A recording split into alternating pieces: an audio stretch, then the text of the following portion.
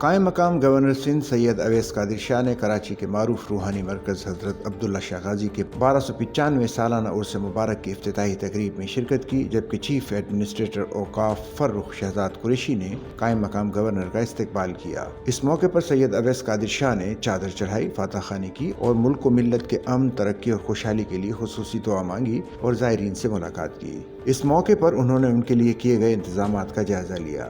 قائم مقام گورنر سندھ سید اویس قادر شاہ نے کہا کہ بزرگان دین کی تعلیمات انسانیت، امن، بھائی چارے اور روحانی تطہیر کا سرچشمہ ہیں۔ حضرت عبداللہ شاہ غازی رحمۃ اللہ علیہ جیسے عظیم صوفی بزرگوں نے اپنی تعلیمات اور کردار سے معاشرے میں محبت، رواداری اور اخوت کو فروغ دیا، جن پر آج کے دور میں عمل پیرا ہونا ہماری اجتماعی ضرورت ہے۔ انہوں نے مزید کہا کہ سندھ حکومت اولیاء کرام کے مزارات پر آنے والے زائرین کے لیے سہولیات کی فراہمی کو اپنی اولین ترجیح سمجھتی ہے۔ محکمہ اوقاف اور دیگر متعلقہ ادارے زائرین کو بہتر، محفوظ اور باوقار ماحول فراہم کرنے کے لیے ہمہ وقت سرگرم عمل ہیں۔ انہوں نے مزید کہا کہ حضرت عبداللہ شاہ غازی رحمۃ اللہ علیہ کا عرس ایک روحانی اجتماع ہے جو مختلف طبقہ فکر کو متحد کرتا ہے۔ انہوں نے کہا کہ سندھ صوفیوں، درویشوں اور اہل دل کا خطہ ہے، جہاں ہمیشہ محبت، برداشت اور خدمت خلق کی قدریں پروان چڑھتی رہتی ہیں۔